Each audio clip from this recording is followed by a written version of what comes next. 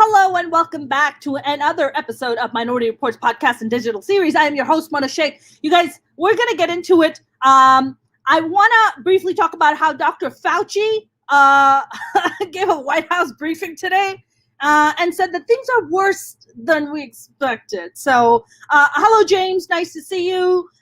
Tim said hello. And of course, Thomas Gordon Stanley is here saying he can't wait to see this. Me either. Well, let's get to it. I have a very special guest today. You know what it is? Sometimes when you have like these outstanding, phenomenal friends, you know, you're just like, this phenomenal person is my friend, you know, and I'll bring them on one of these days. And it's just like, what? No, I got to bring my phenomenal friends on. And I knew the world has to know how amazing my friends are. So today, without further ado, I have the co-founder of Woodson and Rummerfield, and as well as the co-founder of SIA. He is one of the top interior designers, I would say, in the country, and he's also my friend. Please welcome my friend, Ron Woodson. How are you?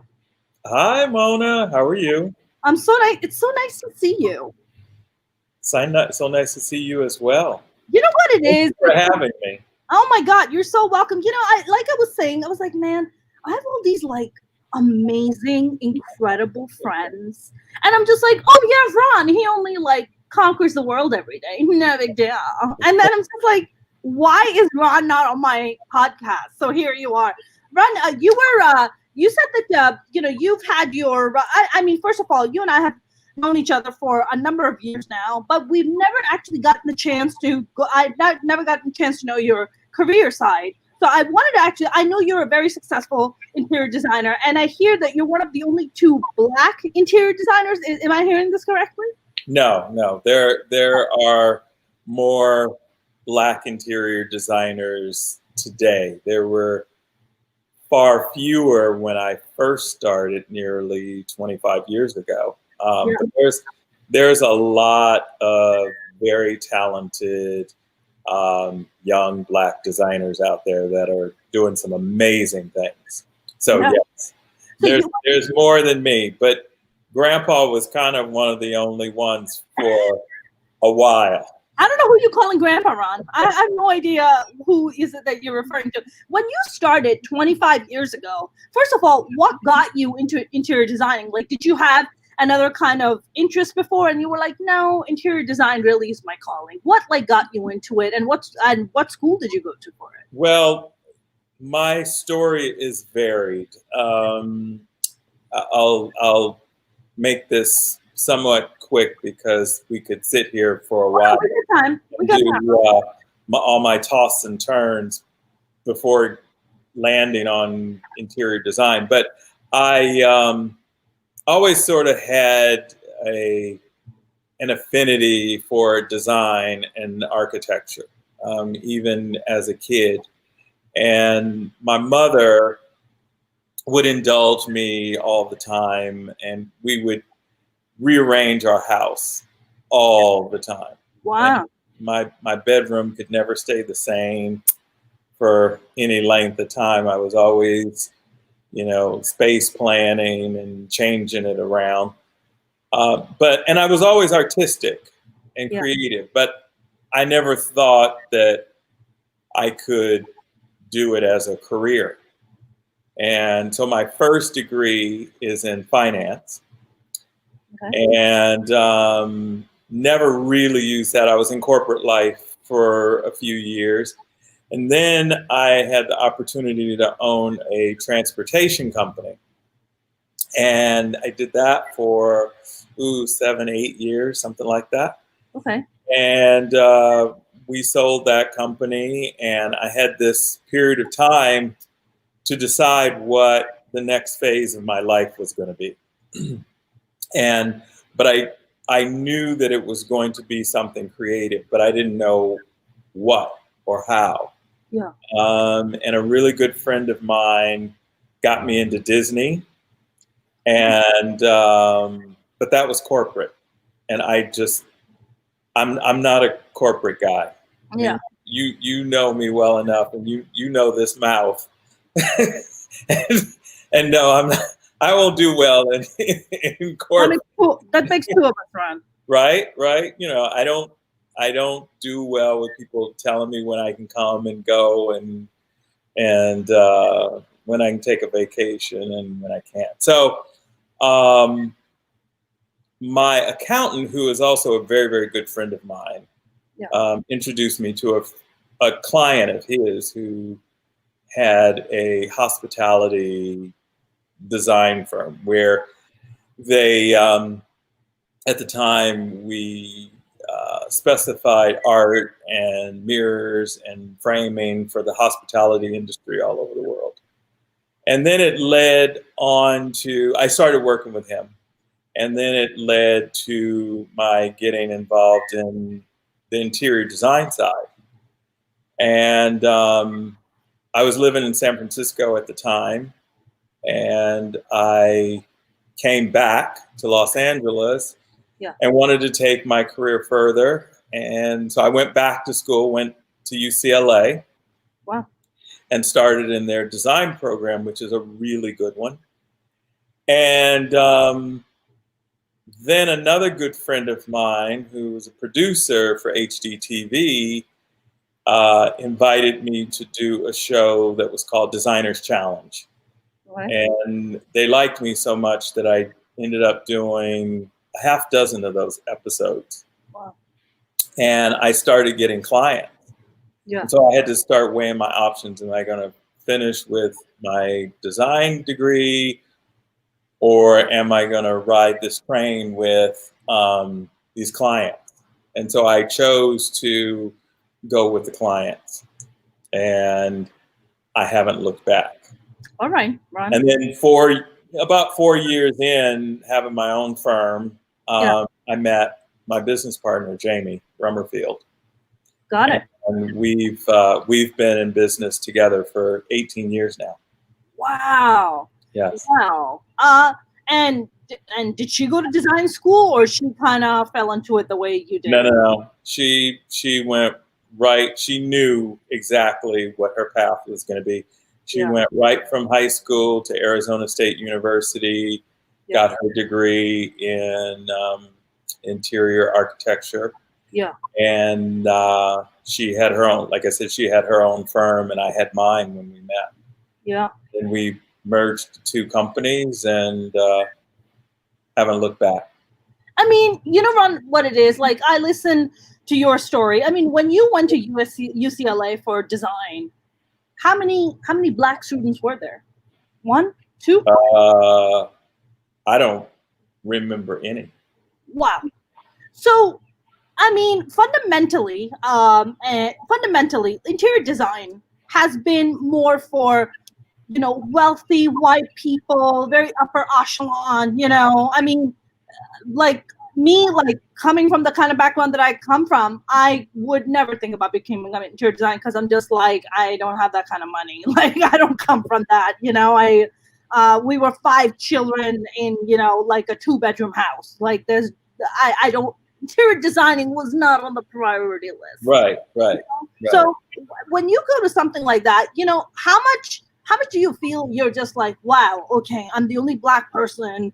This is such a white dominated, business. Am I going to be able to crack through? Like, what's going to happen? Is that something that you thought about, or did it go through your mind? I guess I was crazy enough not to think about that. And I'll tell you why. My father was a jazz musician. So growing up, we had everything and everybody in and out of our house. Yeah. So, one of my mother's best friends was Japanese, and they were friends before I was born, and I called her Aunt Fumi.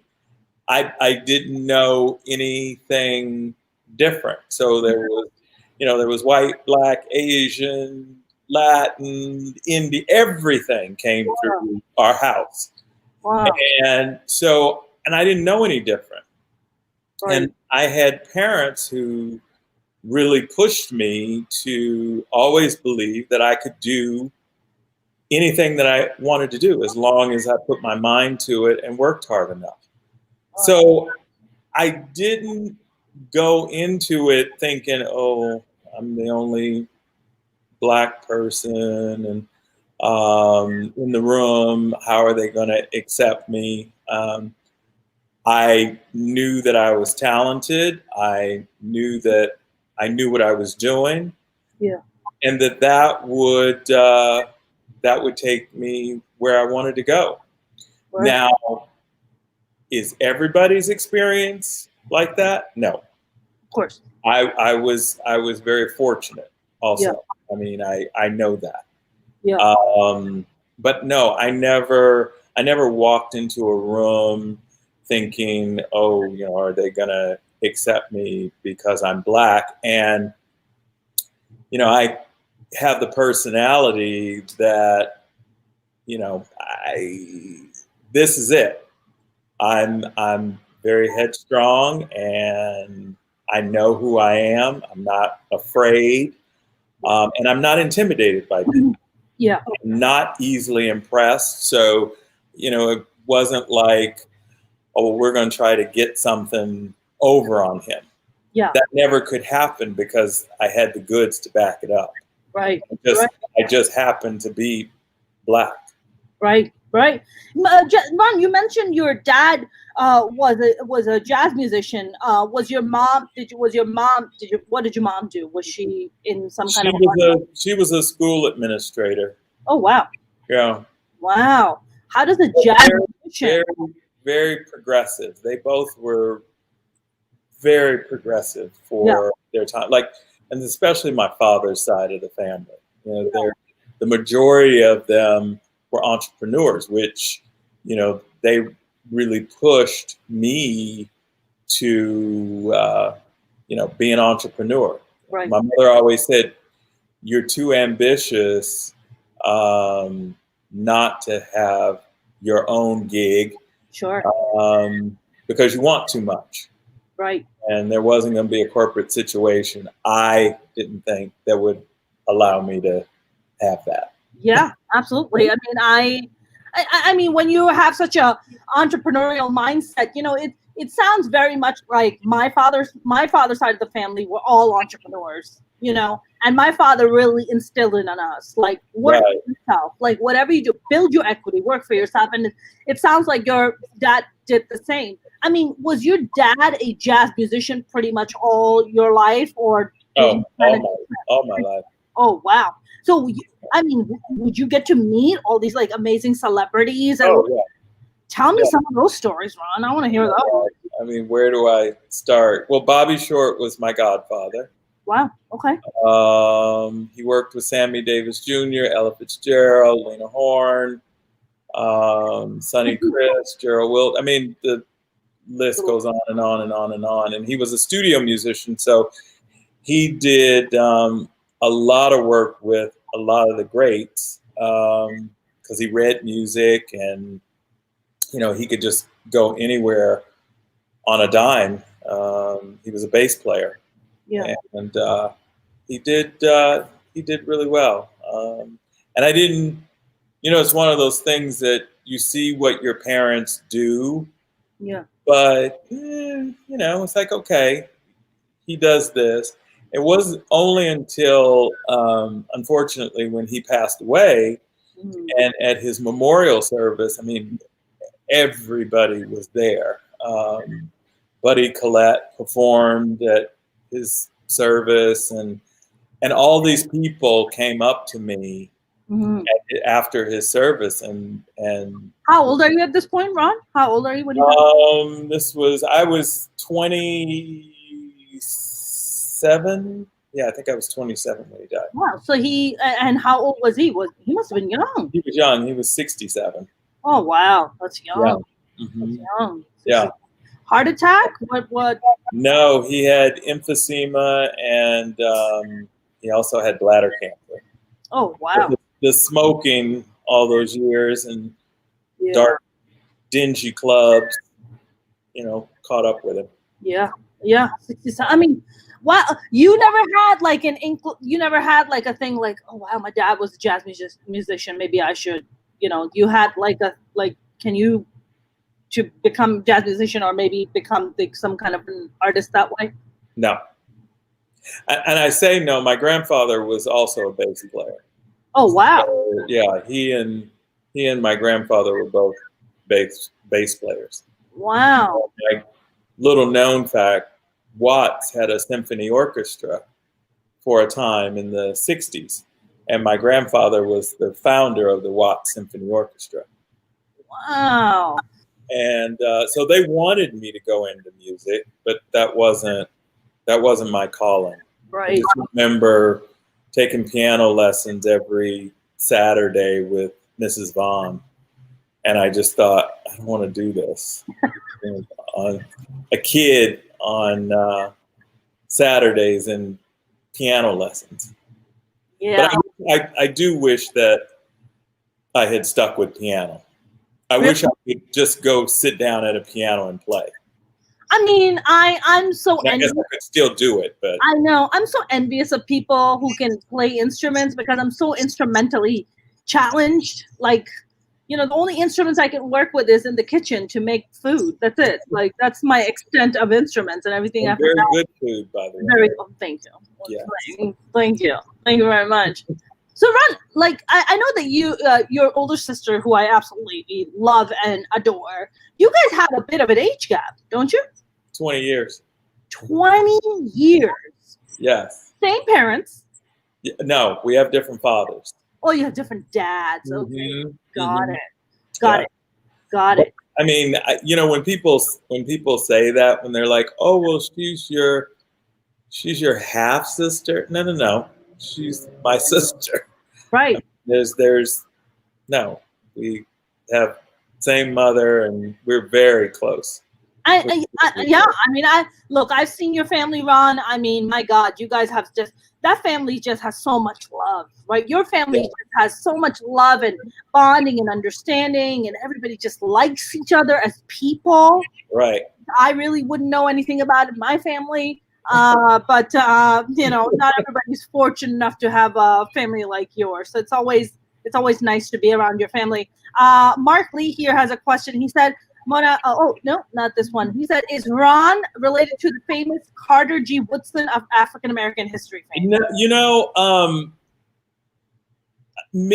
I went to college with another Woodson, and he was related to Carter G. Woodson, and we were trying to figure out if we were related. So there may be some relation. I'm not quite sure. Have you, Ron? Did you do 23andMe? Did you do that? No, but I did Ancestry.com. And how was that? You have to keep doing it and delve further in. And I found out that I have English ancestry, primarily African descent. And before my oldest aunt passed away on my father's side, we did her DNA because it's based on your paternal side. So I was able to get my maternal side or paternal? My maternal, I'm sorry. Okay. And so I wanted to have my paternal side as well. And the only one that I could do that with was my aunt before she passed away. And it all, again, was in line with my mother's side, too. Yeah. So I'd like to delve into it further and get more specific. Where in Africa is the ancestry? Is the Congo? Congo? Yeah, and Nigeria. So wow. Well, yeah. I can see Nigeria. I can totally see it. I had two of my dearest friends in New York are Nigerian, and he's a fashion designer actually. Mm. Yeah, I think he's one of the only straight black men in the fashion industry. I'm like, dude, you must have so many women just throw themselves at you. And he's or afraid to because they aren't sure if he is or isn't. Yes. I think he tries to make it very clear. He's just like, I'm into you. Like, what's up? Oh, Like, he's great. I love him to pieces. He's fantastic. Ron, I like listen to your story, and I listen to the amount of love and kind of this kind of solid foundation that you come from. Also, just the kind of level of diversity. Do you feel like it has just influenced your kind of outlook on life, where you don't?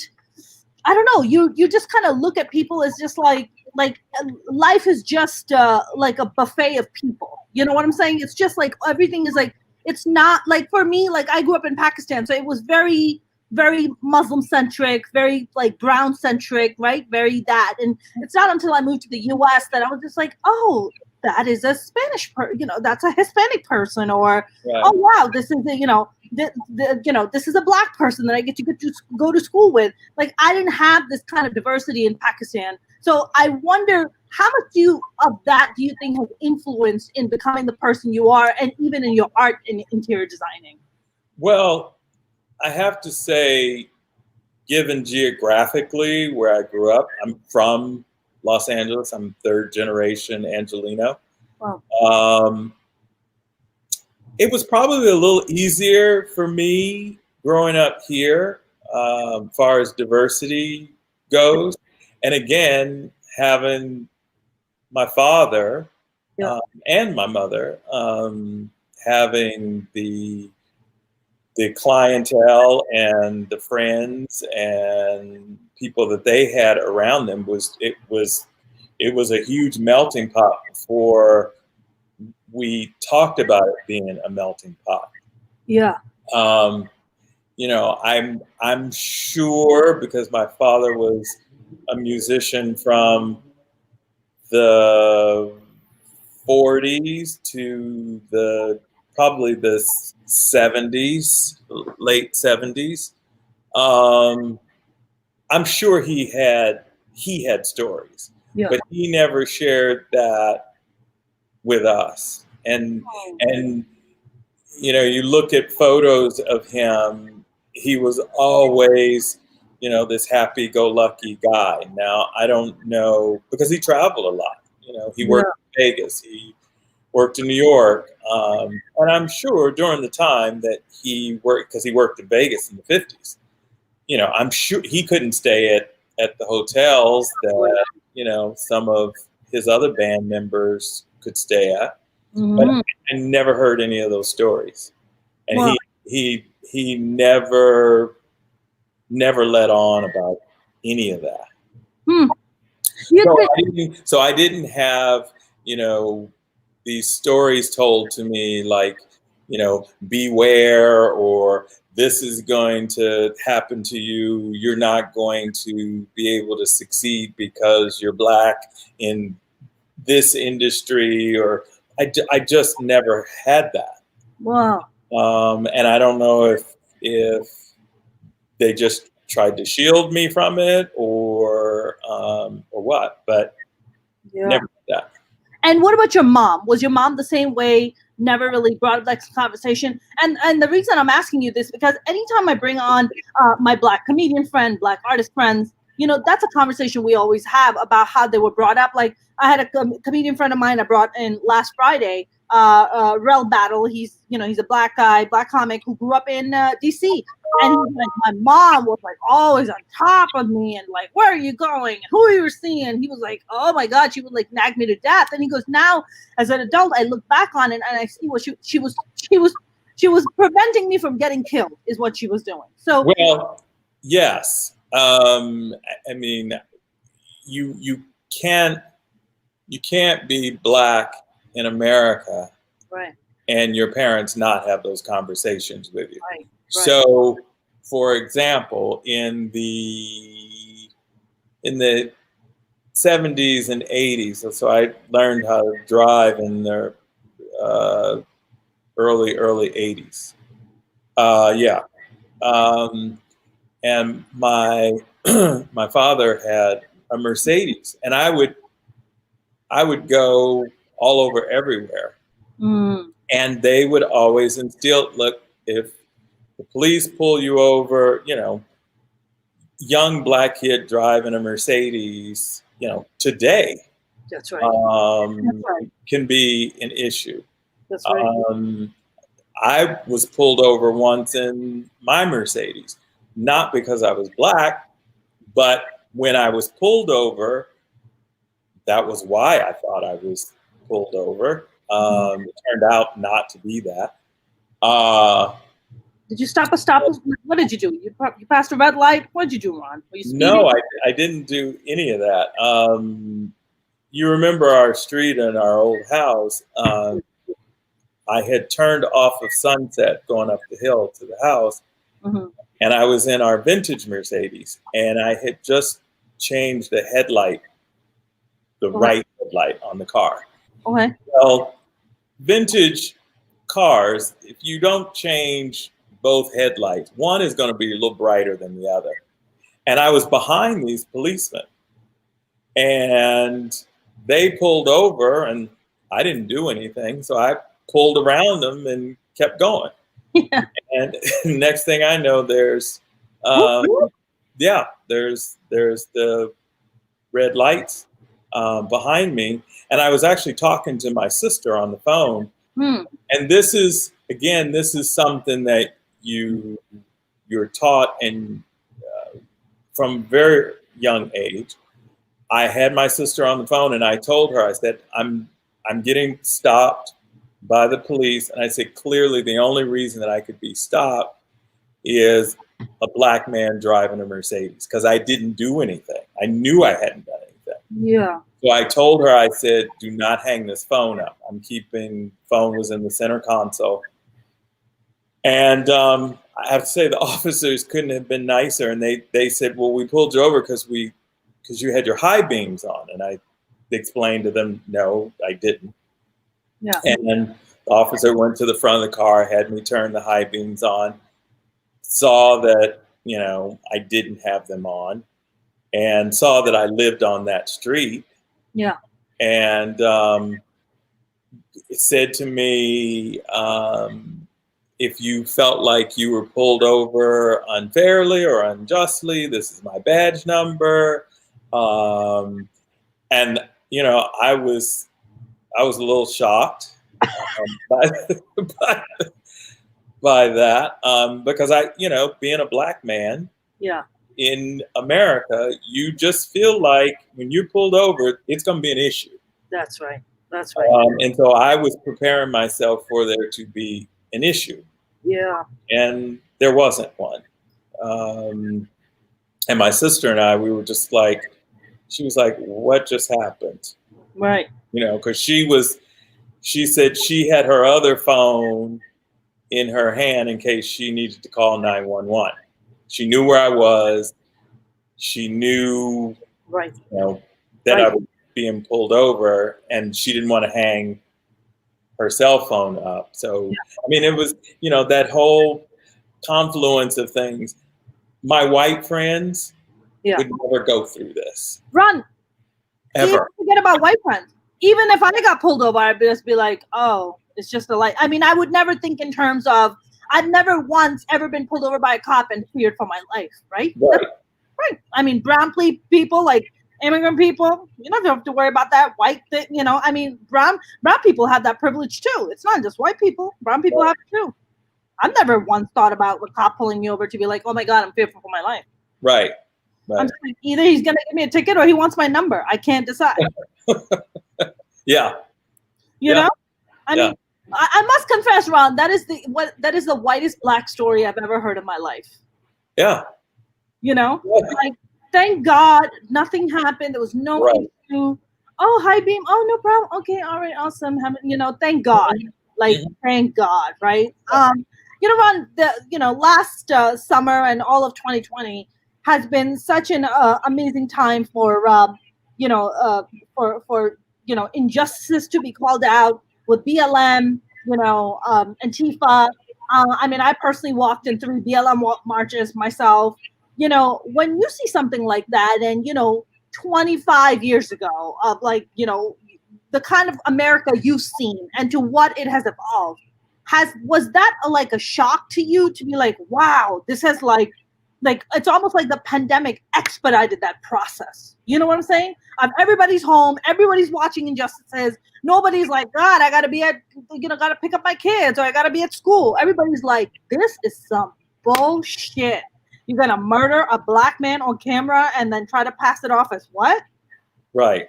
Well, again, this is if no other reason for cell phones. This is a perfect reason that cell phones are beneficial. Yeah. Because we now see it. This has been happening That's for right. years, Right. for generations. Not just now, it's just now they're caught on camera. That's right. And sadly, even though they're being caught on camera, very little is changing. Right. Right. Fast enough anyway. That's right. I mean, how can you, and I've had this discussion with people, and sometimes I have to just stop the conversation because it's like, okay, this is going to get ugly really fast. Because they're not understanding it, they're not getting it. Well, when people say, "Oh, well, there must be more to the story," no. With somebody with their knee on somebody's neck and they're saying they can't breathe, there's no more to that story. That's correct. That's correct. And while everything being caught on camera. Exactly. I mean, because he clearly would have gotten away with it had it not been on camera. That's right. That's right. And they probably would never have been convicted. They never probably had, never had it not been for the national outcry, and I would say more of a even global outcry, right? Yeah. I mean, I can tell you the absolute power and influence of what happened to George Floyd. I mean, I saw truckers in Pakistan paint his image on the back of their trucks, and saying in Urdu, "I can't breathe." I mean, that's powerful, because you have to understand they also are going through the same thing where the government is breathing down their throats, and they see themselves in George Floyd. Right? And yeah, it's human. It's not even it's just human, man. Right. It's just human. Fucking killed me on camera, and you expect to get away with this? Yeah. I mean, you think about it, those types of law enforcement, because that's who we're talking about, they wouldn't do that to a dog. That's right. Let alone a human being. That's right. So, no, I think one of the things right after that happened, because of the industry that I'm in, and because of at the level at which I do my work, I had lots of white people contacting me and saying, "Oh, you have to help me on this panel, or you have to help me in this regard with design. We've got to bring diversity to design." And I had to step back for a minute, because it's like, number one, this is not my problem to solve. That's right. It's actually yours.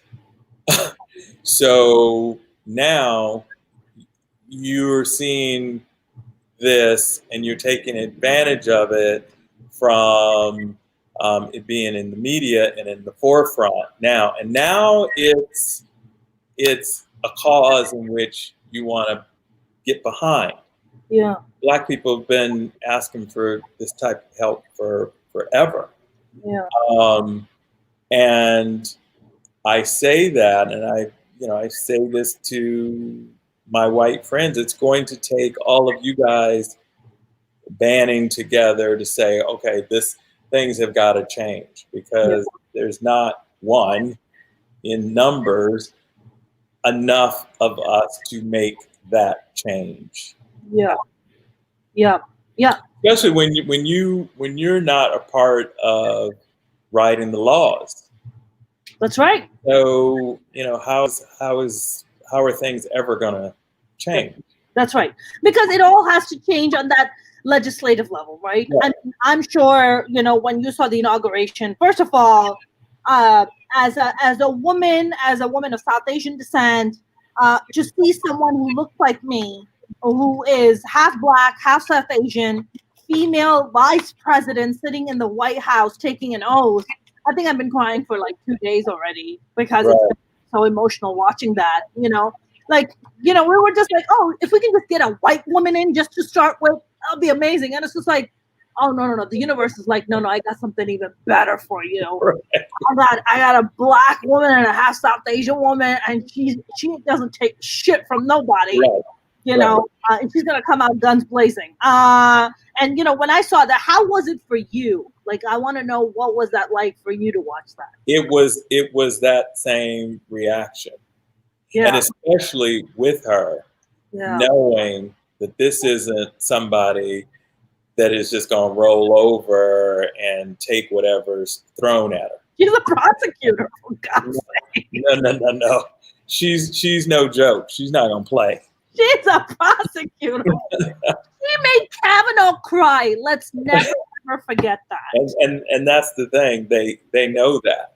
They know that she's brilliant, and she's not going to take any shit. Yep, absolutely.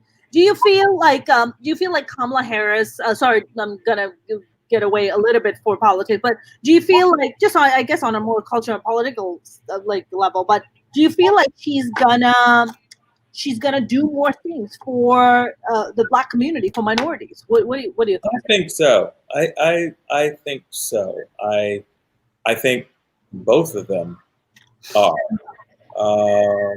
Yeah.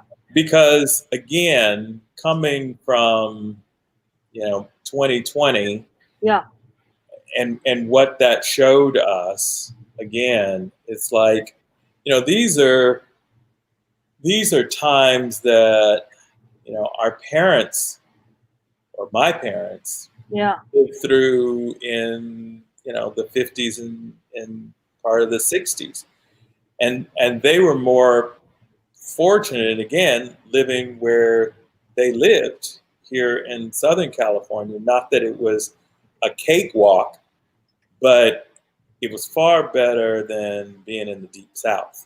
Right. Absolutely. And so when I had cousins who wanted to go to, and did go to, predominantly Black colleges in the South, my mother was like, no. You're not going to any schools in the South. That's not happening. Why is that? Just because of the reputation that the South has for racism. And she just was, I was the only son, and she said, no, that's not going to happen. Yeah. So I stayed close to home. It sounds to me, I've only been in LA for about 10 years. I mean, you're born and raised here, so of course your outlook is so different. Has LA always been this accepting and this embracing of just everyone? Well, there were, LA could be very segregated. Yes. I mean, you think about it, I mean, it's better now, but it's still, there's you got Palisades. You got your pockets. So, yes, for the longest time, even because I lived in Los Feliz and Silver Lake for 30 years. And was it artsy, Ron? Because it's very artsy fartsy. Mm-hmm. Always. When I first moved to Los Feliz, I didn't have any Black neighbors. Wow. I didn't. And then probably just before I moved out of this one apartment, another Black guy moved into the building, real nice guy. But he and I were it. Like, Wow. come down the hill and go to the Gelsons down the hill, which used to be Mayfair. I mean, it was very far and few in between. I would see some black celebrities, actors. I can't think of his name. The father from Fresh Prince of Bel-Air. Why can't I think of his name? Oh my God! Oh, Uncle Phil, Uncle Phil. Yeah, and he lived in Los Feliz. I would see him all the time at the grocery store. He passed away young too, Ron. He passed Yeah. away a young man. He was wonderful. He was such a great actor. Such a wonderful. And I would see CCH Pounder, and so when we would see one another, we would speak because we were it. Like 5 of you. Right. But I never had a problem. Yeah. Speaking of celebrities, it's my understanding that you have certain celebrity clients. I don't know if you're okay with talking about them, who they are, but you've done some amazing, outstanding work with them. Would you be open to talking about them and who they are? Some I can, some I can't. Okay, well, let's talk about the ones you can. Which are the celebrities whose homes and planes, maybe their planes, you have jazzed up? The Travoltas were clients. Christina Aguilera, Courtney Love. We did a small thing for Paul McCartney. Okay. And then there's the host that I can't tell you about. I mean, that's a few that I can tell you about. The host, is he still like hosting like some big shows? Well, no. When I say host, I mean a host of others. A host of other Yes. Okay. That I have signed my life away. Well, the Travoltas have been through a lot of tragedy. I mean, in yes. recent years, they've just been experiencing a lot of loss. I do want to know, did you decorate not just their? Did you decorate his plane too? Because doesn't he have it in his backyard or something like that? Yes, but we didn't decorate the plane. I wanted to though. Did you were just like, I want to decorate it. He's like, no, I want it to be like my man cave. We hadn't gotten that far at that point. Yeah, we did the Brentwood house. Got it. Yes. Ron, is it true that you also did interior decoration for the Ritz-Carlton in downtown Los Angeles at some point? So we were the designers of record on the residential side. On the residential side. There's floors 1 through 26 are the hotel. Yeah. And floors 27 to 52 are the residents. Wow. And I did countless. How does it work? Like, somebody like, look, if you're a Travolta or, Ritz-Carlton, money is no object, right? Money is whatever, right? But like when you go and approach clients, like they approach you and they say, hey, I want this, I want to like, basically revamp the whole place. And then what? You go away and then like sketch a bunch of different ideas and concepts and what kind of palette you want and what kind of palette you're into. How does that even work? I'm like fascinated by like the architect and the interior designer world. Well, so let's put it this way. No matter who the client is, you work with them the same way. And the way that it starts is and to do it well, you really get to know your client. At least this is the way that we approach our projects. You get to know your client, how they live. We go through a whole, what we call programming, a whole list of questions. What's your favorite color? What colors do you not like? Do you entertain? Do you have kids? Do you cook? Do you have pets? That all helps to inform how we're going to start the design. Yeah. I have some clients who want these extravagant, fabulous kitchens, but they're never going to boil water in them. Right. And then I have other ones that are truly going to use every inch of a kitchen. Right. You need to know and get into the mind of your clients Yeah. as to how they're going to live and use the house. That then informs us how we're going to go about designing it. Got it. Got it.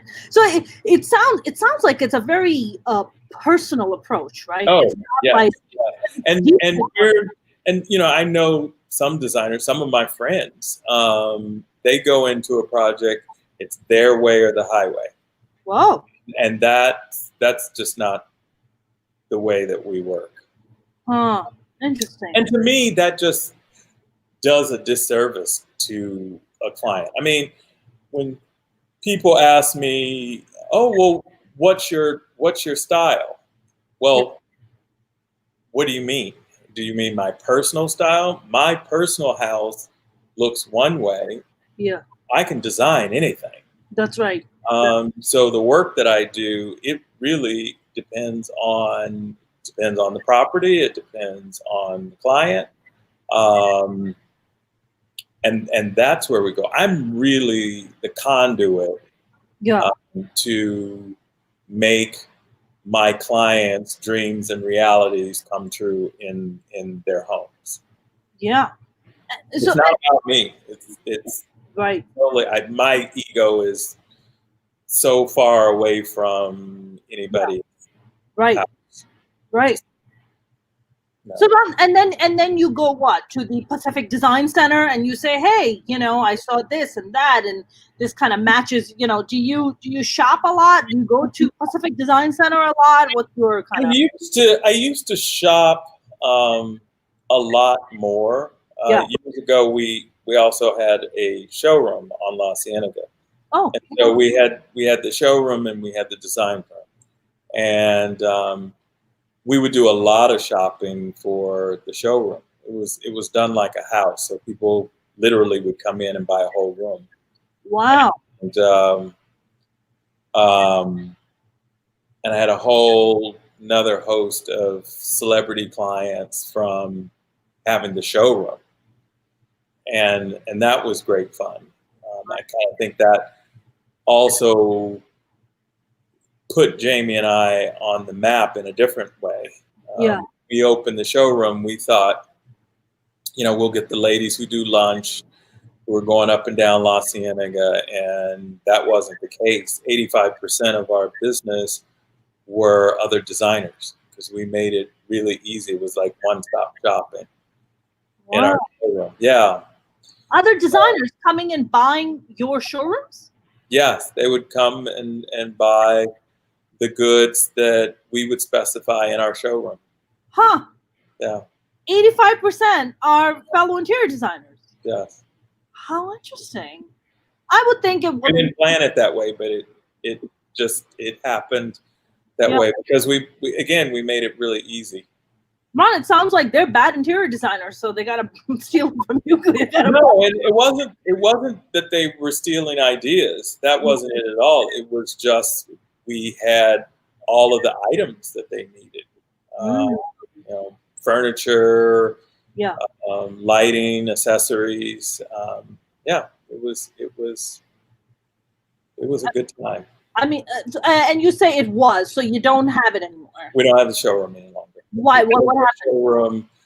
We closed the showroom in 2009, and 2008 hit. So need I say more? That's it. I mean, I get it. I totally get it.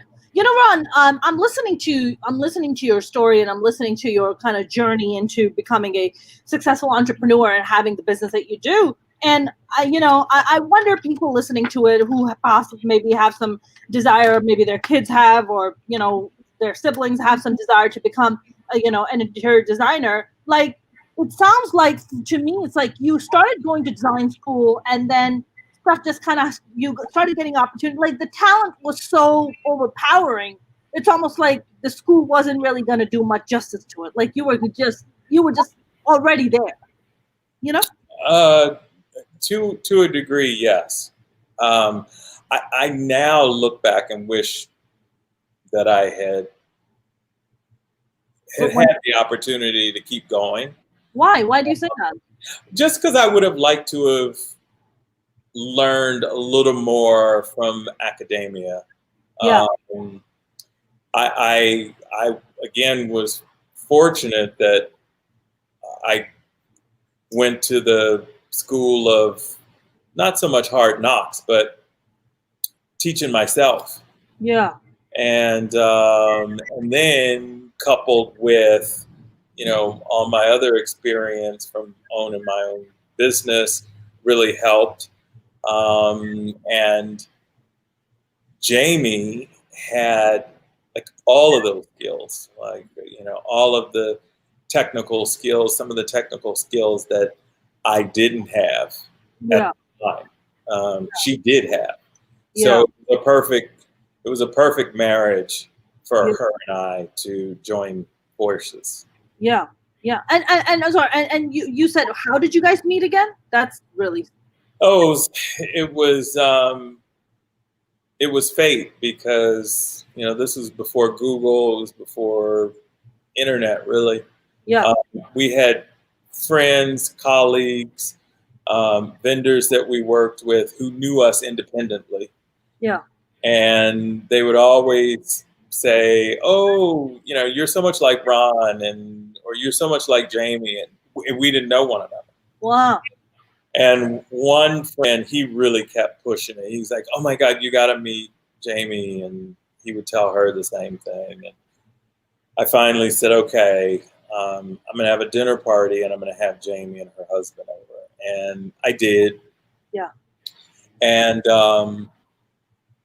we literally started talking business right from the start. And we wanted to do, it was really interesting, we wanted to do the exact same things with our career. We both had this love of vintage furniture and classic architecture, mid-century architecture. Yeah. And I had never met anybody who was that in sync with my likes, my personal likes. So when we opened the showroom, it was so easy because we were going to pick the same things to have in the showroom. Right. So even to this day, I mean, we can go into a showroom separately and pick up pretty much the same things all the time. Because you guys have like just pretty much the same kind of same vision, same same taste. And after so many years now, we laugh because we have an unwritten language. We can just look at one another and know what the other one's thinking. Wow. Without verbalizing a thing. Wow. Yeah. You know what? I mean, I have been to your beautiful home that you guys sold. Was it last year? Did you guys sell it? 2019. You guys sold it in 2019. And your husband, Tom, who when I actually met at a party, and he's the only one who kept laughing at my stupid jokes, because I was cracking jokes like an idiot, and he was the only one who kept laughing. And then he was like, "You have to come and meet Ron," and I was like, "I have to meet Ron." And then when I met you both, I was just like, "Okay, yeah, I'm like totally in love, and we're gonna be friends for like ever and ever." Yes. But I remember like Tom telling me that when you guys purchased that house in Silver Lake Hill, it was the cheapest house on the block. But I think by the time you guys sold it, it was the most expensive house on the block. It was one of the in our block, yet for sure. It was the highest priced home that it sold. And it's sold to an actress. Yes. Who we cannot name because we signed an NDA. We signed an NDA. We promised. So honest here, Ron. It's all inside. You know what? I mean, your place was like the place, right? For me, it's like anytime I would go somewhere, I'm just like, oh, someone would be looking at a magazine. They're like, wow, look at this beautiful house. I'm like, you ain't seen nothing if you haven't been to Tom Ron's house. I mean, that place is out of a freaking magazine. It's beautiful. Like, it's warm, but yet it's vintage. It's stylish. It's inviting. It's like all of those things, right? And I feel like your taste of how you decorated your place is very similar to what I would love, right? You get like Right. beautiful tones. Like I just all of that. I'm very big on like clean lines. I like very clean. I like, but warm and inviting. I look at that and, your pool, your swimming pool was one of the biggest attractions for me. I mean, how long did it take for you for it to be like the cheapest house on the block to make it into the one of the most expensive houses on the block? Like, and were you an interior designer already when you guys purchased it? Yeah. We were in that house for 16 years, and 2 years prior, we were in our house in Los Feliz. Okay. And it's interesting. I didn't go into the house thinking, how am I going to make this house a huge moneymaker? That Right. wasn't my impetus for the design and what we did with it. What we wanted was to have a really comfortable home that we could have, our friends and family. And as you well know and experience, we love to entertain. Yes. And we love to entertain big groups. Yes. And so that house, the minute I saw it before Tom. Mm-hmm. I literally saw entertaining. Yeah. In that house. I knew that it could be the perfect entertainer's house. And that was why we sold our house in Los Feliz, was because it was on hillside. We had no backyard. Yeah. The house was 3 stories, but it was just a sheer drop off at the back of the house. We had a little small side yard. Mm-hmm. And we had our dog. We had Petra at the time. We got Petra when we were living in Los Feliz, and it just was not enough room for her. And then we wanted another dog, and we gave some big parties in that house, but everybody was jammed in. I was there. Yeah, I was there for a lot of them. Yeah. Yeah, and then so the Silver Lake house was just perfect for entertaining.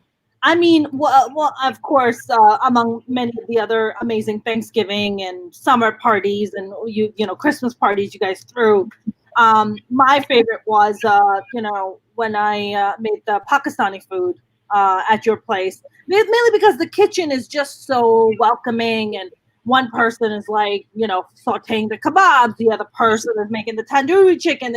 And for me, it's just like I will just always hold that in my heart as like one of the fondest memories and just one of the like greatest times I had. It was always, that place just always was just like welcome, like right. Oh, just come on in. It was a very welcoming, as you said, friendly, warm house. Yes. And when the young lady who bought it, we wished her well, and we told her just all the good times that we had in that house, and we hoped that she would have the same. Yeah. Ron, when you go into these homes, like, is there like a feng shui aspect to this? Is there a feng shui aspect to interior designing where you're like, I'm going to bring in things that will, I guess, balance the place or bring more good energy? Like, what is that part of the conversation? There can be that conversation, and somewhat intuitively you bring about that sort of calmness to eyes. I mean, certain angles you need to play with sometimes in a house to make it more welcoming and not so harsh for everyday living. Yeah. Just by the way that it could be situated, and we work with people that's exactly what they do. We hire outside vendors and feng shui masters and organizers sometimes. Yeah. And when you have a client who is fortunate enough to have nearly 1,000 square foot and sometimes even more than that closet, that all has to be organized. Oh yeah. I bet. And so as good and efficient as I can make that, sometimes it just works better to bring in those vendors that's exactly what they do. Yeah. Yeah. Ron, have you ever been to a house where you're like, holy shit, holy guacamole, this is In massive? Yes. The massive side, yes. Sometimes massive isn't always better. It doesn't always read beautiful. Yes. But there are some that are, extremely large, but still feel like a home, and others just can feel like, a boutique hotel. Right. And I've worked on some of the really large ones, and you think, how are these people going to live in these? Because I've never had the situation where, I've had a client that has 10 kids and needed all of this space. It's never like that. I mean, No. at the most, there might be 3-4 kids, maybe. Right. And Right. that's a lot. Yeah. And they live in a castle. And you're like, they don't need this. They don't need a castle. You're good with 4 bedrooms. You're good. You got that. Right. Now we're gonna live. And just like most of us, the majority of those people spend most of their time in just a few rooms. That's right. Right. Of course. There's only so many rooms. Right. Because so much of it is about comfort. Right. Right. About comfort is like, oh, I feel comfortable here. This is my spot. This is where, this is what I do here. I feel like most creative or whatever. Mm-hmm. Ron, I wanted to actually ask you, as a Black gay man, like, what was there ever a time for you where you were a young man, you were going to high school, or you were going to college? Like, what was that kind of time? Did your parents knew, or did you have to come out to your parents, or was that not even a part of a conversation? They knew. I mean, my mother actually, her and I were very close, and and mothers and sons, there's this bond that is unlike any other. So my mother, she knew, and it was interesting. I never forget. I had been out late, and I was still living at home. So I was young. I may have been 20, maybe. Because I was gone by the time I was 21. So I may have been 18, 19, maybe. Mm-hmm. And I came home late, and all the lights were off in the house, so I thought everybody was asleep.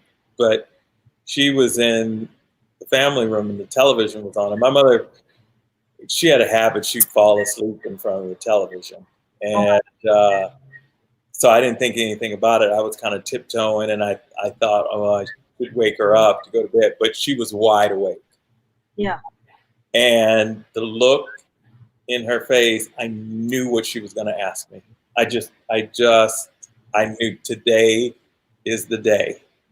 And in that split second, I thought, what am I going to say?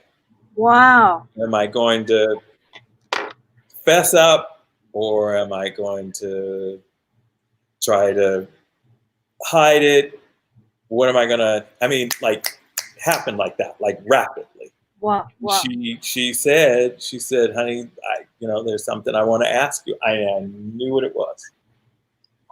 And she asked me, and I paused for a second, and I said, yes. And from that point on, she had to come to grips with it. Mm-hmm. But it's hard for any parent, I Yeah. guess. Yeah. Yeah. I'm not a parent, so I don't know. But in her case, my first thought was, her husband is in this creative field. I remember her hairdresser. I remember some of these dressmakers that she, would get dresses from for events and that kind of thing. My mother, there was a club that she belonged to, and it was called the Musicians' Wives. Mm-hmm. And it was musicians from across the board, and they did charitable events and that kind of thing. And a lot of it, they had to have these beautiful dresses and that kind of thing. All of those dressmakers and I remember her hairdresser's name was Mr. Ken. I mean, and Mr. Ken, he did my mother's hair for years. I never will forget him. And he was capital G gay. and I would just always stare at Ken and Mr. Ken, as he was called. And it didn't faze me one way or another. And I didn't feel like a connection to him. Mm. But at the same time, I always remembered him. So there was, yeah, the gay connection was there. It was like I probably had more affinity to him than maybe, some of my cousins would have who met him. Sure. Sure. I mean, how old were you, Ron, when you were like, I talked to some of my gay friends, and I asked them, I'm like, how old were you when you knew that, what, I'm not attracted to girls. I like boys. Like one of my friends told me that he was as young as 7 when he knew. But see, friends, we talk about this, and some friends can remember as far back as they can remember. See, I'm not a gold star, because I had girlfriends. I see. Yeah, I had lots of girlfriends. Got it. And I was engaged to be married up until, I was in my early 20s. So I was kind of going back and forth. And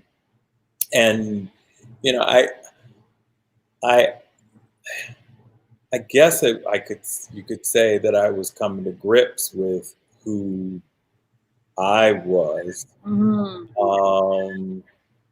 Do you think the going out with the women part of being even engaged to one was more of like, oh my God, like, look, even today it's so hard for kids to come out. I can't imagine what that was like when you were growing up, right? This pressure, it's like, oh, I'm a guy, oh, I can't be gay, I can't even be openly gay. Like, there's the persecution, there is the side eye, there's the that. Well, and there's a double side eye being Black and gay. Exactly. So I had double whammy. Yeah. But once my parents came to terms, and when I say when they came to terms, it was not long. I mean, I was their child. They loved me unconditionally. But you were also their only son. So I wonder what those expectations were like. Oh my God, he's going to carry the family name. He's going to have kids. He's going to get married. Like, all those kind of expectations that they have. Now, all of a sudden, that's taken a backseat, right? Because this is the reality. And they never pushed that on me. I mean, I think wonderful. I think about it more than they do, or they did. Some of my cousins, that I'm really close to that you've met. I met somebody. I met one of your cousins on Zoom who was holding a pussy cat. Oh, that's right. But when I said nice pussy, and then everybody. We were talking about it, and I was telling him, I said, really in our family, it ends with me. I mean, I'm the last of our family, as I don't have any heirs, and my sister does, but again, because we have different fathers, so her daughter is. I mean, that line wouldn't go on from my father's side, really. Right. How does that? Did you ever thought about, Ron, that maybe down the line, maybe adopt kids, maybe Never. Never. That was never. You never had that kind of like kids. No. No, I'd rather have a nice house. Uh-huh. Like, I'm not letting no children go in. Wait, nice house and Gucci loafers. I always. Well, listen. I always. Diapers, Gucci loafers. I think the answer is clear. I think the answer is very clear. Listen, I love kids. You've seen me around my nieces and nephews and that kind of thing. Yes. It never was, even as a kid, that just never was in my future to have kids. Now, if I had them, that would have been one thing. Yeah. It just never was what I wanted. Yeah. Ron, I mean, it's interesting, if you're a Black or brown person and, you come out as gay to your family, it's a much different experience, I feel, if you are maybe a white person coming out to your family. I mean, I can definitely speak from the brown culture experience. Like, one of my friends, my dear friends who I've known for 18 years or so, he's Indian. And I remember when he came out to his mom, I mean, his mom just, like, she had a fucking cardiac. Like, she was just like, you just haven't met the right woman. Then she bribe him, and it was just ridiculous. And I was just like, what the hell? Like, just, your son's gay. Okay, cool. Right. Do you think that's changing a bit? Because I have an Indian friend who is out and proud with, and his parents are, they just don't pressure him about that. So I just wonder if it's generational or if it's or if that's just his case and but it's still. I mean, I think that might just be his case, that he maybe has like cool parents, maybe that they're a lot more accepting and embracing. I think more and more conversations are definitely happening in the South Asian community. I feel like, I mean, both Indian and Pakistani families, tend to be more on the conservative side when it comes to that stuff.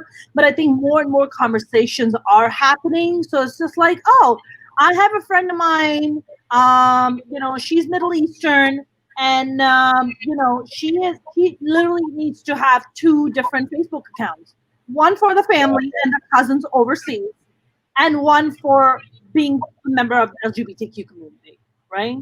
And that has to be so hard. It's exhausting. I talk to her, and it's exhausting because I see the kind of life she lives, and it's hard, and I asked her, I'm like, why would you not just come out to your parents? And she's like, Mona, it will crush them. Like, they really wouldn't be able to handle it. They really wouldn't understand it, right? Because their expectation of her is she's going to get married and have kids, right? That's your role as a woman. That's your job.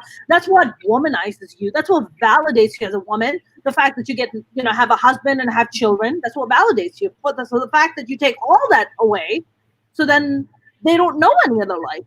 They don't know any other world, and if you try to explain that to them, they really wouldn't be able to process it. What they would come out with is pretty much the same thing my friend Sarah went through, which is,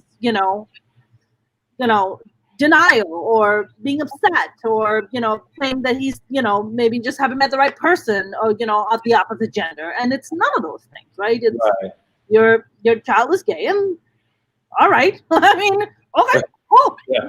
Move on. Nothing changed. Right. Really nothing changes from the time you know. I mean, I've seen like what it's all in the mind. It has nothing to do with what the actual reality is. I think it's just all in the mind. But I can tell you for look, I don't know, for Pakistani families that I've seen here. I have one of my Pakistani friends in New York. He's gay. He came out to his a mom and his family, and they're like super supportive of him. They love him to pieces, and they love him. They're super support. I mean, and it's great. So I guess maybe it has to depend from like maybe family to family. Right. But I think. I mean, look, let's not forget that. In Iran, the leader of Iran, Ahmadinejad, came out and said, "We don't have gay people in Iran," and people around the world were laughing their asses off. You're like, "Yo, what the fuck are you talking about? You don't have gay people in Iran." Right. It's like, what? What the fuck are you talking about? You know what it is, Ron, for me? I don't know if you've experienced this, but whenever to me I meet a straight man and he's really homophobic, to me that says he's in the closet or he's trying to fight something within himself, and that's why he has to push against it so hard. What about you? Have you before you met Tom, did you meet men who were just like fighting their own sexuality and were just like, no, I'm attracted to you, but no. Yeah, no, I no, not that I was friends with or any of that. I didn't have these sort of hyper macho friends who are people around me. Like some of my friends from high school, still in contact with.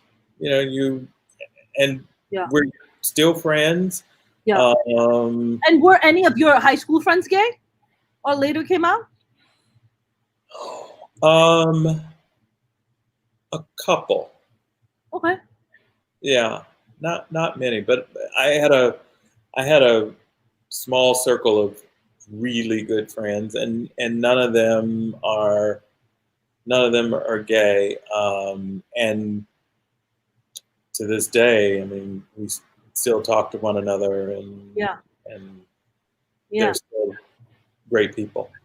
I love it. I mean, I love the fact that your parents just sound, just like you said, very, very progressive people, and just really cool, very well adjusted, just so full of love. I mean, it's beautiful. I mean, it goes to show you. I mean, just the person that you are, it reflects that, right? My sister, she called me one day, and you met my sister numerous times and have been around. She is, I have to say, my sister is one of the sweetest, kindest people I know. Doesn't say anything bad about anybody. Well, she had a neighbor, and this was right before gay marriage. She had a neighbor who was literally going door to door, having people sign petitions against gay marriage. And she knocked on Julie's door, and Julie called me right after, and I don't think I've ever heard her be this upset. But the woman knocked on her door and said, "I have a petition that you have to sign." And Julie thought it was something in the neighborhood, something was going on, and she was like, "Oh, what is it?" And she says, "Oh, we have to fight gay marriage." And Julie, the record skipped, and she said, "Wait." She said, "What?" And Julie just looked at her and said, "Why would I sign that?" Right. And she said, "Oh, because we have to keep the sanctity of marriage." And with a 60% divorce rate, yeah, that's a sanctity. Right? Well, my sister proceeded to go ballistic on this. Yes. And I was so proud of her. And she told this woman, she said, number one, she said, you have someone gay in your family. And she said, would you want to stop them from loving who they choose to love? And the woman told her, she said, oh, no, I don't have anybody gay in my family. And my sister said she got in her face and said, I can guarantee you have one of two things, if not both, in your family. She said, you have somebody gay. She said, you may not know who they are. She said, but you have somebody gay in your family. And she said, you got a drug addict and you got an alcoholic in your family somewhere along. And the woman was just, Julie said she was so mortified, and literally Julie was going after her. And I can't even picture Julie because Julie's so soft. Exactly. I wish I could have seen it. Wow. Yeah, I wish I could have seen it go down. Good for her. That's wonderful. Yeah. Wow. And what did the lady say? She's like, Oh yeah, Julie told her, you got to go. Yeah. And they actually really don't speak to this day. Good for her. Yeah. You don't need that kind of trash in your life. Right. Nobody needs that kind of trash. Ron, I remember people talking about being against, gay marriage. And I was like, okay, then don't get gay married. What are you worried about? Yeah. Doesn't apply to you. Doesn't apply to you. The sanctity of marriage. Get the fuck out of here with a 60% divorce rate. What? Right. And we've been together longer than. That's right. Most of our straight friends. Yes, I believe it. How many years have you guys been together, Ron? 26. God bless. God bless. And what always amazes me and has amazed me. Like whenever I would come to your house parties, most of your friends have all interracial relationships. Pretty much all of them, don't they, Ron? Like a large number of. Yes.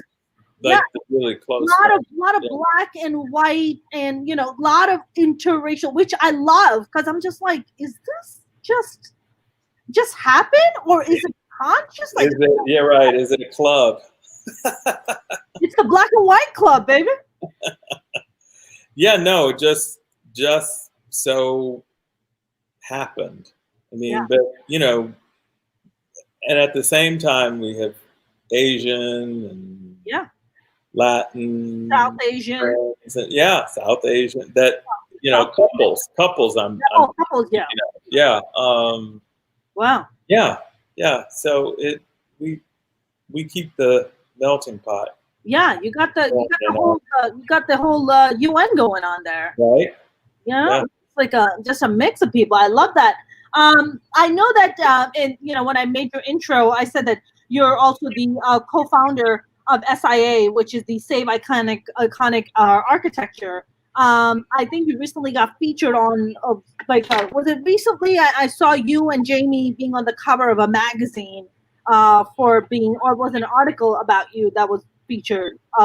We were, I think the last thing was in Angelino magazine. Angelino, yes. That's and there was something before that in the LA Times lifestyle. So Ron, what is Save Iconic Architecture, and how did you get involved in it, and why are you? Save Iconic Architecture, SIA, came to be in existence from Jamie and I's love and passion for classic architecture. And in Los Angeles, we were noticing these record numbers of really great architecture being torn down to build just crappy, I don't even call it architecture, just crap. Like McMansions? Yes. And because of the clientele that we have, we were able to visit a lot of these homes, work on a lot of these homes. And we had a woman who we had gone out on a consultation for, and she lived in the Jim Backus estate. And Jim Backus was Mr. Howell from Gilligan's Island. Oh, wow. And he had this incredible house in Bel Air. It wasn't that large. It probably at max. It was maybe 4,000 square feet. And in Bel Air, that's not a huge house by any means. Yeah. But it was appointed really, really well. The grounds were really matured, and his wife had passed away, and from the estate, they sold it to these people who called us about the redesign of it. And Jamie and I were chomping at the bit because it was such a great house, and we thought, oh my God, this is going to be a great project. Yeah. And we go, and we didn't get past the foyer, and the first thing that the lady of the house said to us was, well, we just bought it, but we're going to tear it down because it's too small.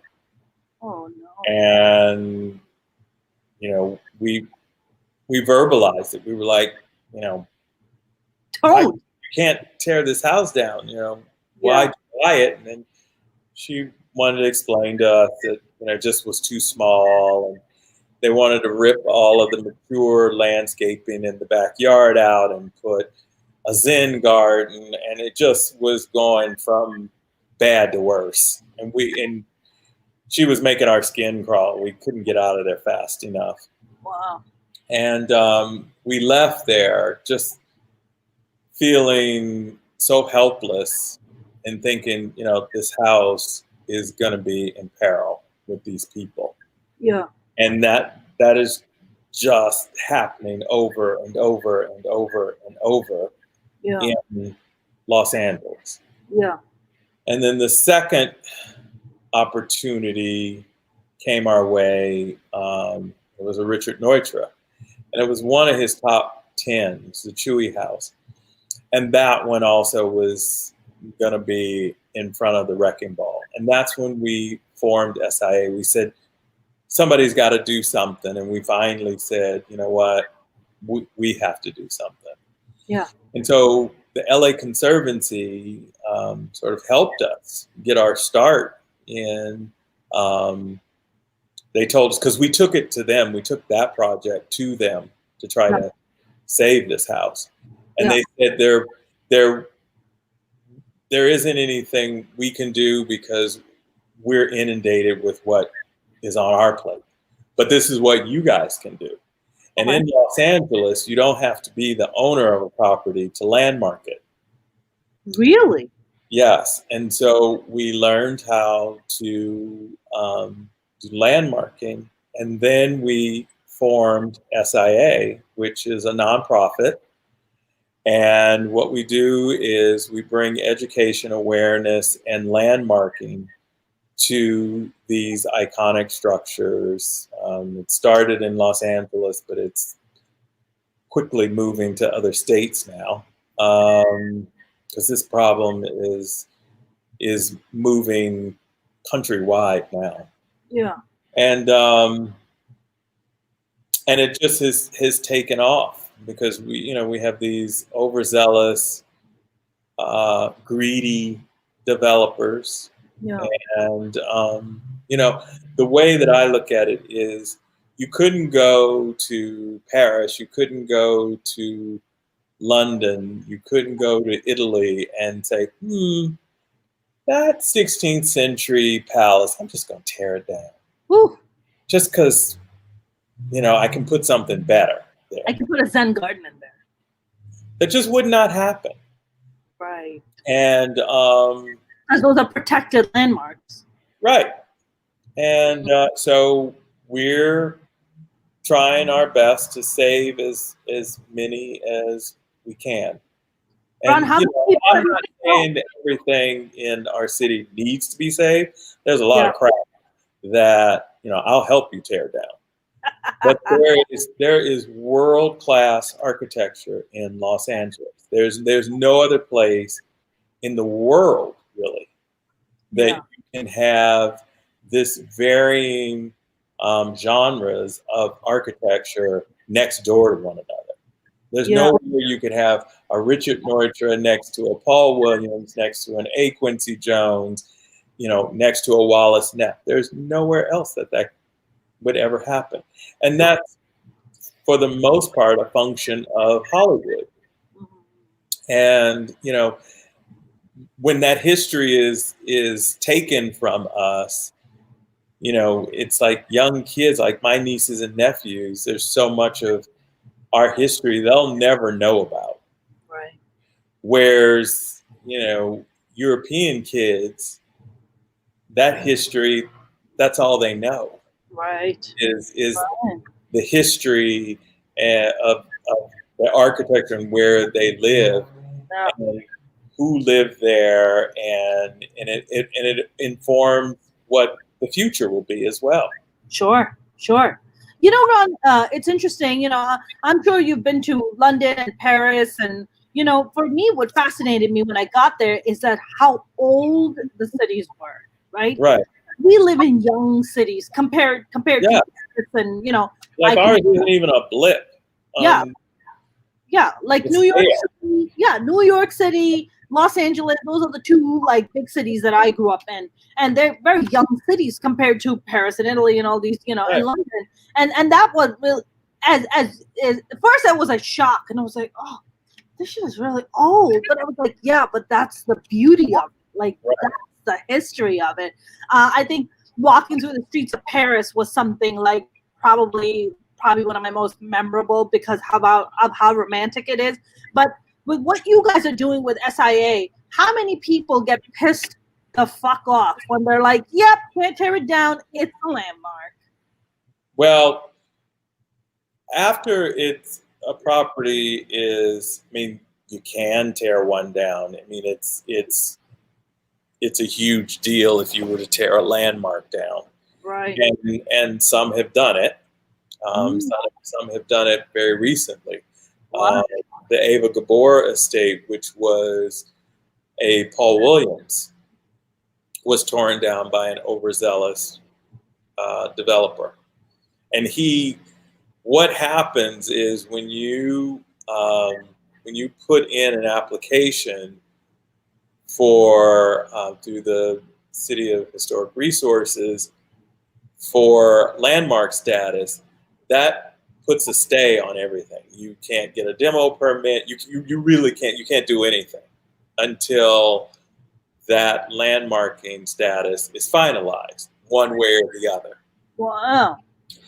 And he went in the middle of the night and tore the facade of the house down. So if you know of a Paul Williams, that is the calling card, is the facade of the house, the front of the house. You drive by a Paul Williams and you say, oh, that's a Paul Williams. Well, and he knew that, and so he tore just the front of the house down. Wow. And it went before City Council, and he got us a slap on the wrist, and that is the problem, that the fines aren't strict enough. If you were to leave it to me, I would say you couldn't build for 10 years. Contractors would lose their license. I mean, this is what needs to happen in order Right. to make a change. But that's more on the legislation level, right? Well, and that's where SIA is ultimately going. Got it. I never thought I would be political in that sort of way, but Jamie and I are drawn to that. Yeah. Are you guys reaching out to more local, representatives from California and being like, hey, this is something that's happening. Yeah. Let's try to restore it. How has the reception been? Have they been receptive of this? Yes.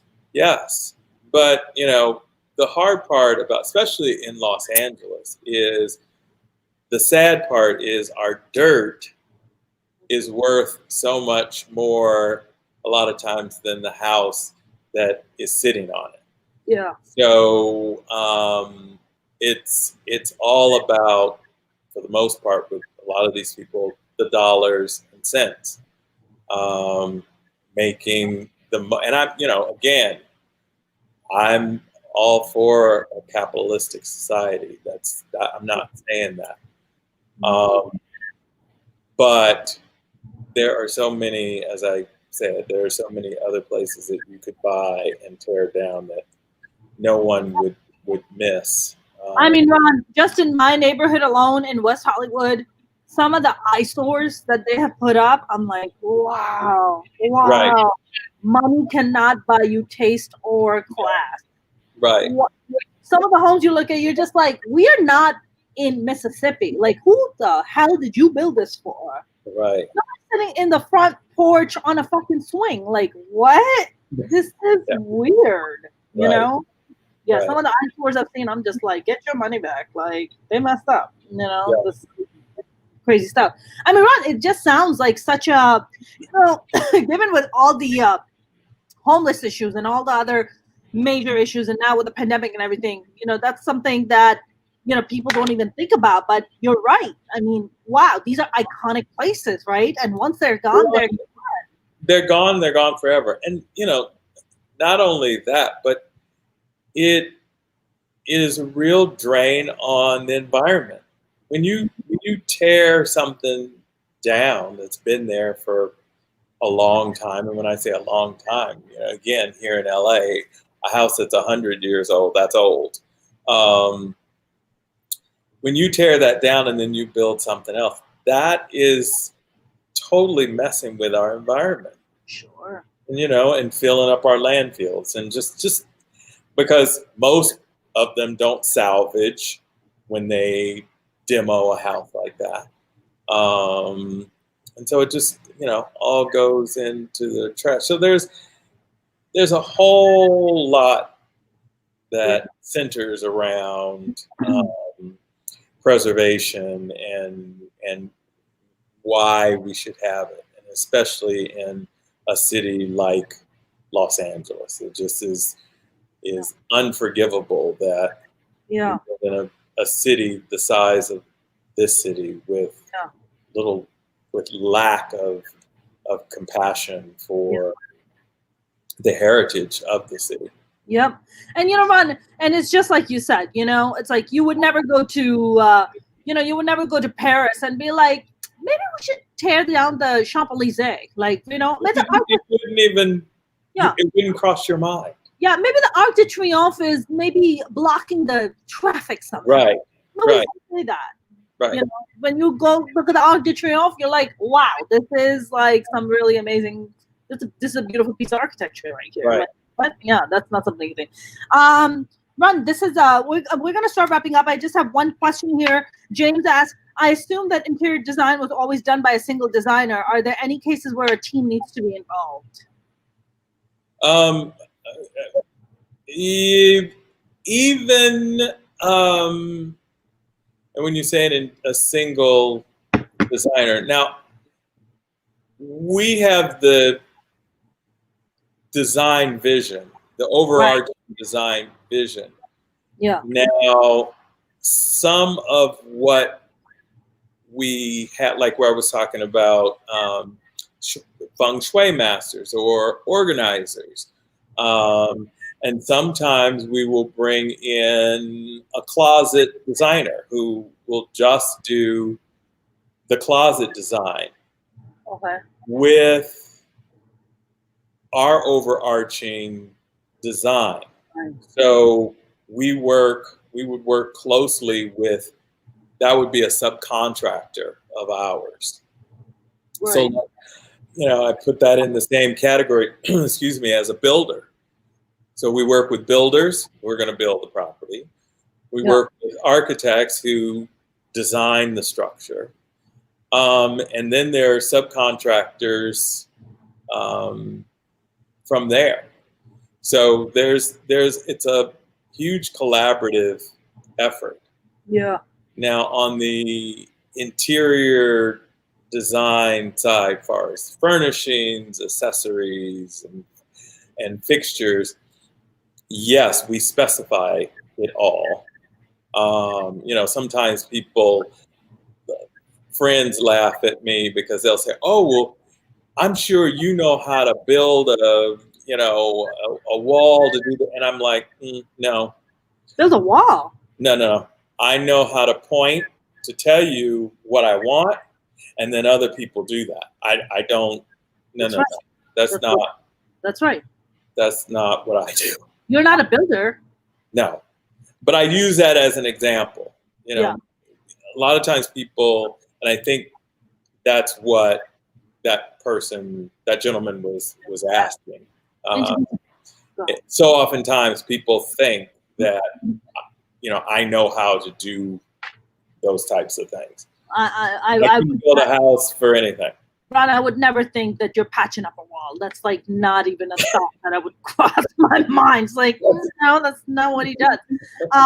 Mark said, I'm really fascinated by that artwork of his behind him. I don't know which artwork he's referring to, but there's some artwork that seems to have caught Mark's attention. Oh, I don't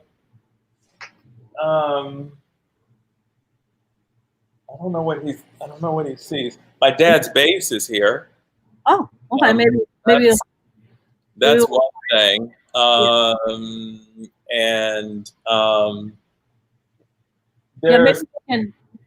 Maybe we can ask him to specify for us who. Right. And there's a pottery lamp. This lamp behind us from the '60s. Wow. Yeah. I like it.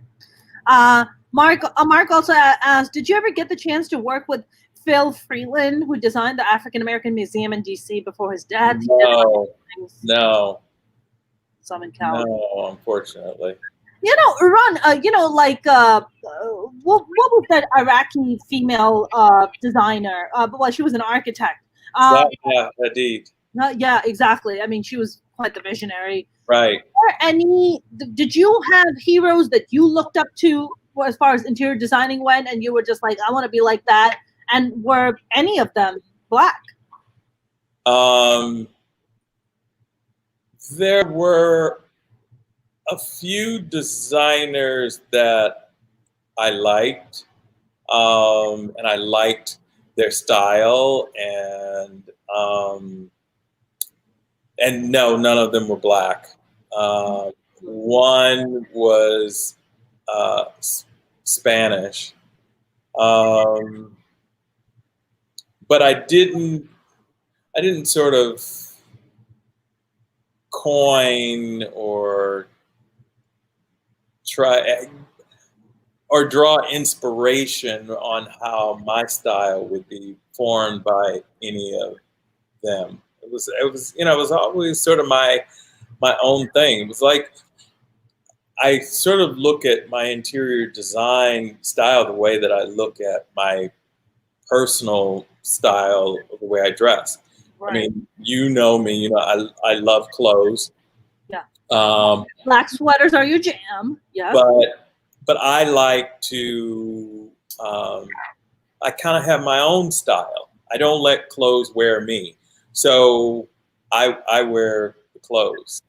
So and it's kind of that way with design. I have my own sort of feel. Like I like a lot of types and genres of architecture and design. So that I'm not just a one note. So it's right.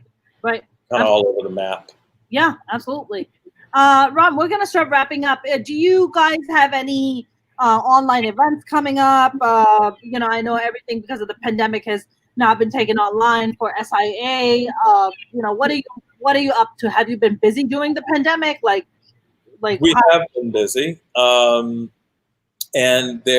we would normally have a big fundraiser for SIA in Palm Springs during Modernism.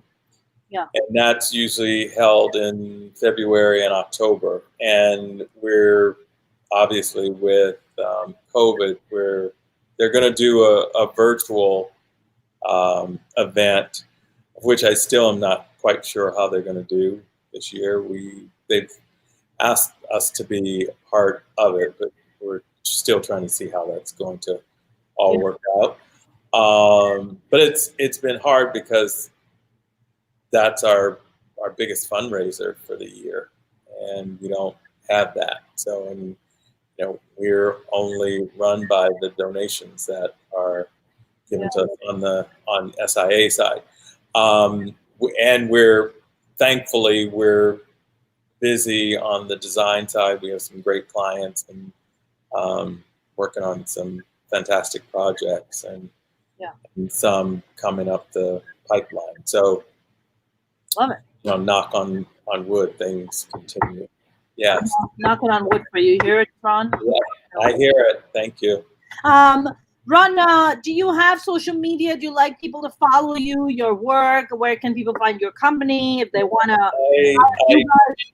I do. The website for the design firm is wandrdesign.com, and you can learn about Jamie and I and the work that we do and some of our clients. And then on the preservation side, that website is siaprojects.org. And I would invite people to become a member, to get involved. And it really is about saving the culture of our city. Yep. I agree. I totally agree. All right, so they can follow you. They can check out your work and your website at WANDR Design, right? Yes. And of course, then we got siaprojects.org. And I do want to point. I mean, it's just such a great effort. And it's something that people don't even think about, but it's so important.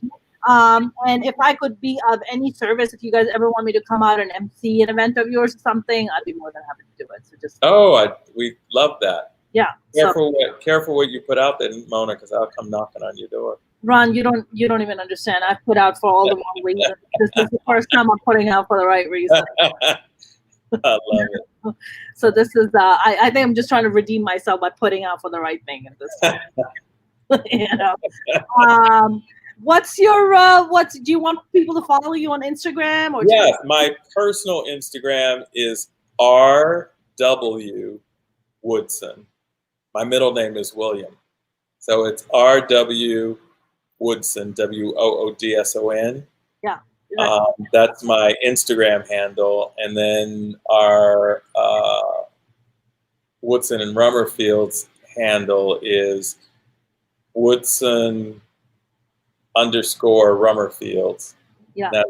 That's and you can also find us both from the website, right? Link to our social media sites for the businesses. Now, my personal one, as I said, is RW Woodson. Awesome. Yes. Woodson, so please follow me. Yes, please do. This is fantastic. James said, "Thanks, Juan and Ron. Fascinating chat. I'm so glad everybody enjoyed this. Ron, I love you. I will see you soon." Love you too. Thank you. And yeah, I can't wait to see you. And when we see one another next, I need some of your cooking. Yes. I love to cook, especially for my dear friends that I love. So right, I'm totally down. I know you guys are in Studio City now. Is that where you guys are? We are temporarily. Yeah. Yes. Yes. If I have to do did you get vaccinated yet, or are you still waiting for that too? I'm still waiting, but I heard you did. No, I didn't get vaccinated yet. Oh. I sent you guys the information. So there's this clinic in south of Los Angeles that has a surplus of vaccines. And because they don't want to waste them, they're encouraging people under 65 to come and get vaccinated. Otherwise, they're going to be thrown in the trash because they don't have. I got to look at that because I want to. Yeah, absolutely. Me too. So I sent that information to Thomas. If you want me to send it to you, I'll send it to you too. If you'd send it to me, that'd be great. You got it. Thank you, my dear. All right, Ron, take care. I will talk to you soon, my friend. Love you. Thank you for having me. You're most welcome. Thank you. All right. Talk to you soon. All right. Bye. Bye-bye.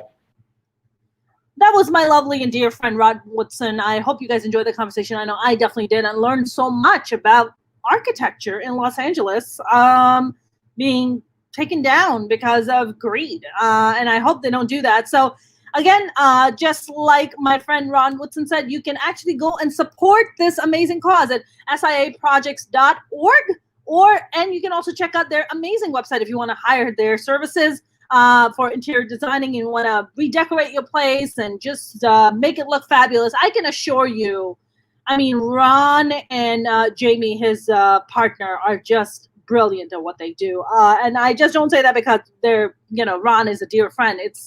He is just genuinely so incredibly talented. And you can check out their website at wandrdesign.com.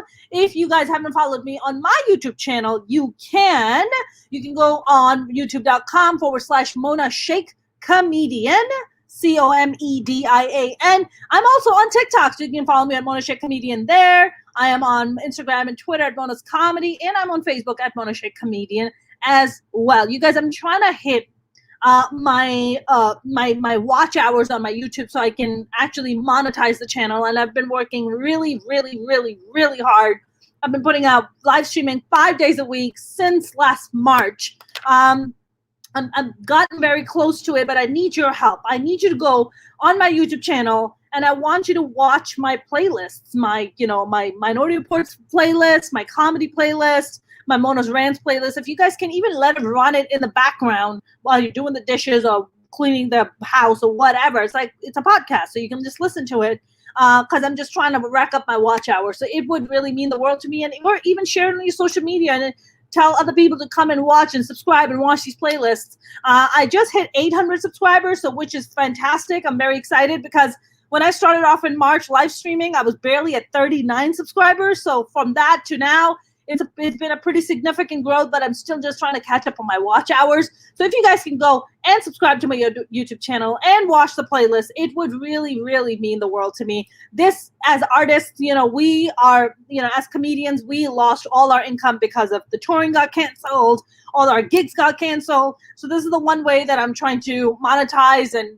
just trying to make a little money so I can put food on the table. And it would mean the world to me if you can support me. And if you indeed like my Mona's Rants and you like the kind of guests I bring on and the kind of conversations we have, you can actually make donations. You can make weekly donations if you like. It would really mean the world to me. You can do it on automatic, donations you can do. You can go on PayPal. You can donate money on PayPal at info@minorityreports.com, or you can Venmo me at Mona S518. This is the way, as artists, we are trying to survive and trying to live. So any donation is absolutely accepted and welcome so much. So again, you can PayPal me at info@minorityreports.com, or you can Venmo me at Mona S518. You guys have a lovely evening. Thank you very much for tuning in. Mark said he's wondering if the design out of Cali. Mark said we need to get Mona to 1,000. Thank you, Mark. I know I would love to totally do that. It would really mean the world to me. So thank you very much, you guys, tuning in. I will be back tomorrow with a brand new guest. Hope you guys enjoyed this conversation. I definitely did. Guys, stay safe out there.